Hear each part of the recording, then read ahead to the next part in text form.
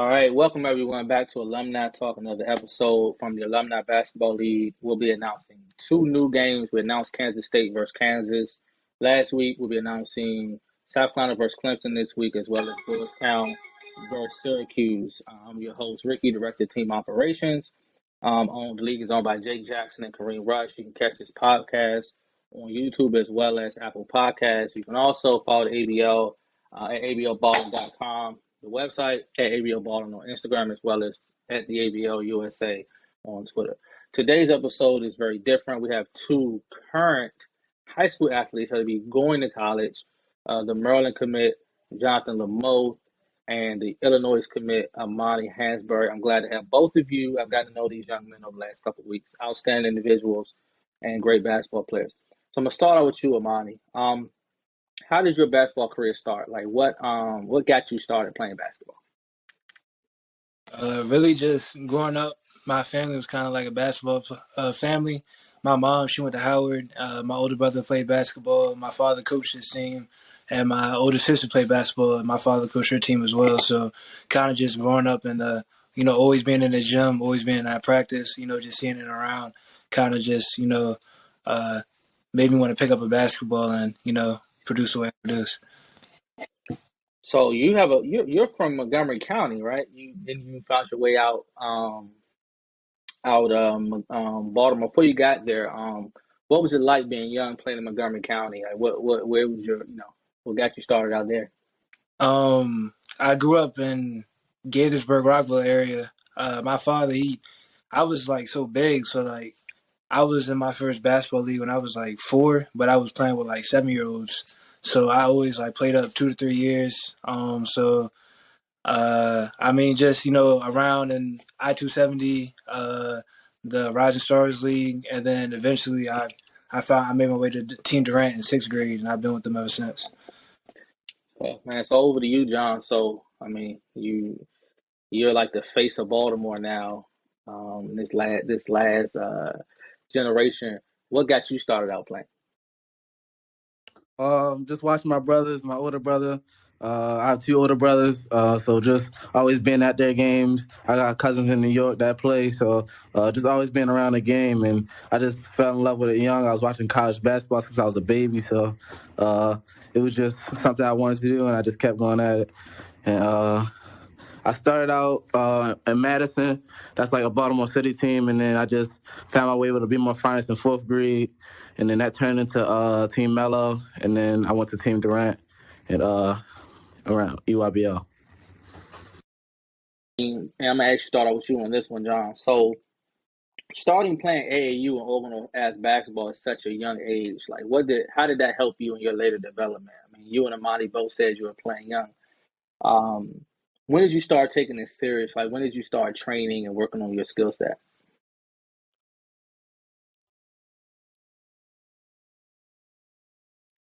I started really taking it serious around 4th grade. I went to Balitmore Finest. I went from playing city leagues to now I'm going to Florida for national, stuff like that. So that's when I really saw the best players in the country in my grade. So I knew I had to start training and stuff. And then even at practices, our practices was different. So I just knew I had to start taking it serious from there because kids around the world was bigger and stronger and faster and stuff like that. So I just started training ever since then. So, Amani, you started out at St. John's and then found your way to Mount St. Joe's. I want to ask you about your time at St. John's. So you played in the WCAC, which is considered to be one of the best leagues in the country. What made you decide to leave?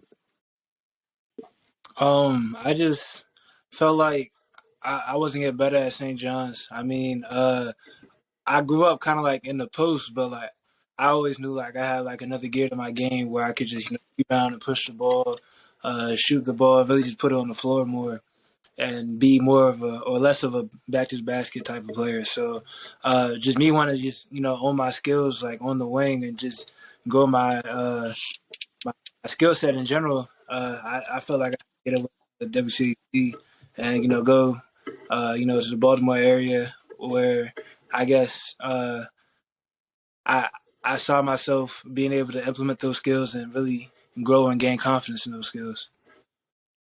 And I mean, just your journey to school every day, right? So did you live on campus or you travel from Montgomery County to Baltimore every day? I travel from Moco to Bmore every day. And just, I mean, I know that took a toll on you. Like, how are you able to balance that?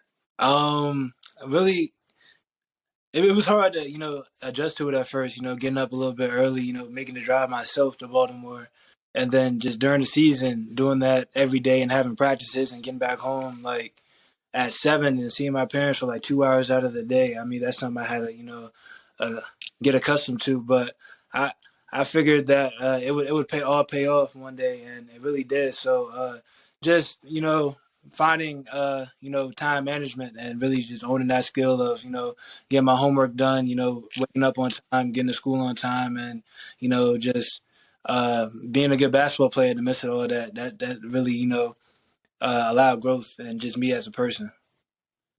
So, John, for you, what do you think about public school basketball in Baltimore, and what made you decide to go to private school? I feel like it's definitely a big difference.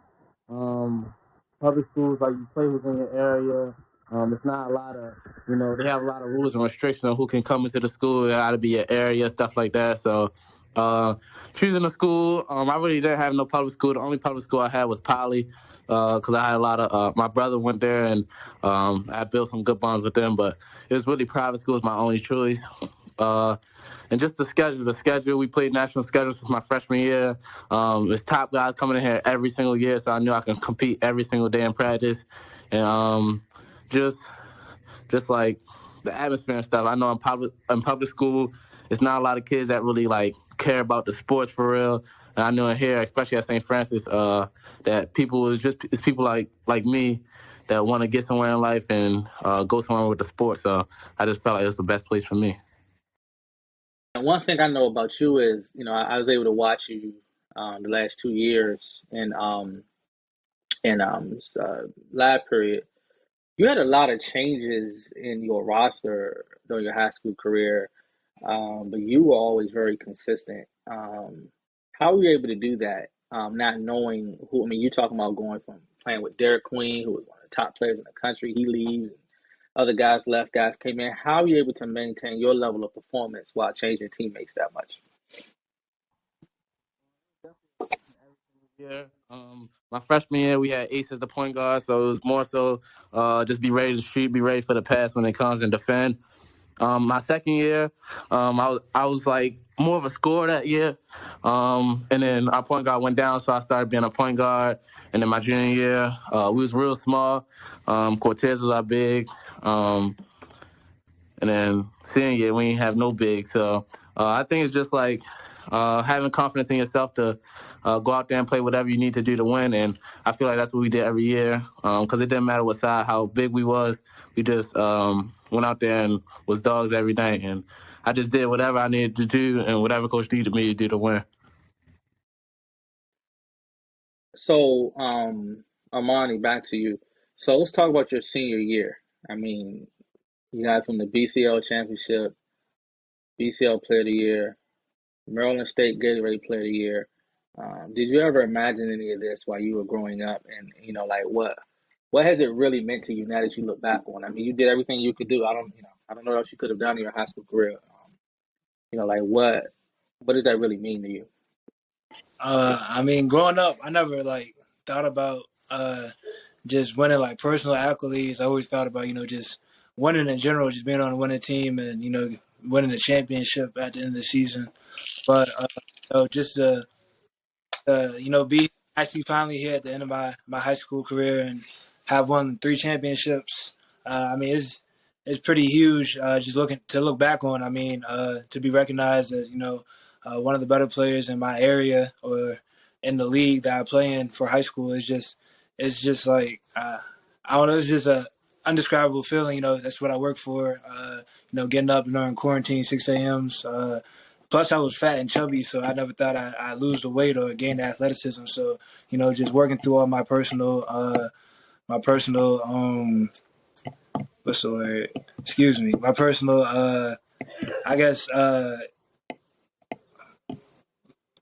My personal, I mean, what your personal like circumstance, your personal like work ethic, what you yeah, got? my personal adversity. Just building good habits. Breaking off the bad habits. That just made me who I was again. As a man, I am today. So you and John play AAU together. What was it like playing with John on Team Durant? It was easy. I mean, I'm really good in the mid post or post area, so I'd get a lot of double teams. So whenever the double team came, I always knew I could open three, and then plus just in the pick and roll, like John always, he sees the floor real well. So wherever I was, whenever I ran the floor, I set a pick, I rolled to the basket. He always seemed to find me. So just having a connection with somebody like that on the floor and on your team is really special. What about you, John? You played with Amani and with Team Durant. What was it like having him on the court with you? First played together in the UA up next joint, eighth grade. That was my last little AU thing, and I texted Coach Wayne right after that. I'm like, I gotta come because me and Monty was killing the whole camp, and then, like you said, it was just easy. Monty got good hands, and every time I no looked in, I threw the ball mad hard. He always catch him, so it was just easy to always find him, and he rebounded. We got out and transition quick, and everything was just easier when you have a good big that can stretch the floor and just catch and stuff like that. So it definitely made it easier. Talk about you guys' recruitment. So, Mr. Lamothe, you chose to stay home and be a part of Kevin Willard's first recruiting class. What was your college recruitment like? 'Cause I know you were all over the place at one point. How did you end up winding up wanting to attend Maryland? Like you said, I was definitely all over the place. Ohio State, LSU, stuff like that. But when it was really time to really sit down, really want to look at the coaching staff that I know that I'll be behind me, like through the thick and thin, and just I felt like the whole coaching staff. Every time I went up on the visits, every time I went to a game, they just greeted me with open arms and stuff like that. And I just feel like the system that they play, where they just let their guards hoop, a lot of pick and roll. I'll have Juju down there. So I just felt like that was a family environment. I love the way Coach Will is coaching them, and I just felt like that was the right fit for me. You guys are going to be going from teammates to rivals again in college, playing in the same league. Monty, what about you with Illinois? I know, Coach Chester, a buddy of mine, really recruited you hard. I remember watching you with him, man. You had that dude more excited than I've seen him since I known him. What was your recruitment like, and how did you land on Illinois? Um, I really just when I look for in a program is just family. Are they going like is the head coach going to be a yes man, and just an environment where I know I can just grow and get better. So just looking at Illinois, looking at Brad Underwood, I just knew he wasn't going to take anybody's arrogance or just knowing that I can have a coach that's just going to tell me what I need to hear and help me get better every day. That's one of the biggest things. And then plus just the environment around Illinois is just all just it's a real basketball school. The school in general, like the business school, top five in public universities. I want to be a business major, and it really just fit my criteria. Like all my morals is same rules as Coach Underwood, Coach Frazier, and yeah, it fits my playing style. So it was just a no brainer for me. All right, so I do this with everybody. I ask them something they're not ready for. So you played in WCAC and the BCL. Who were your three matchups? Like at your position, who did you feel like was the matchup that might have gave you some go? Oh, like one? Oh, you said three. Three. One probably freshman year, Hunter Dickinson. Uh, Two probably. I want to say uh Stute and Stute and Terrence. They were at Gonzaga. That was probably my second, and then third uh probably Favor from McNamara. He was a hack, but probably him. So you had no matchup in the BCL that was worth your time. Remember you said that. All right. So you set a school record, 16 3-pointers, had 57 points, right? Which is, I mean, that's insane. Something I would do. Like, who are three other shooters that you played against that you think could really shoot the basketball? Rodney Rice. Rodney Rice. Um, Jordan Hawkins. And I don't know. I think I gotta go Bryson Tucker. He ain't really missed a lot when we played him, so I'll go Bryson Tucker.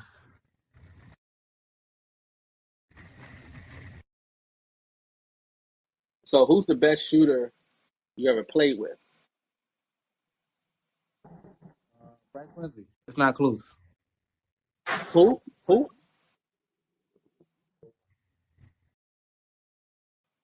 I can't hear you. Who you say? Bryce Lindsey.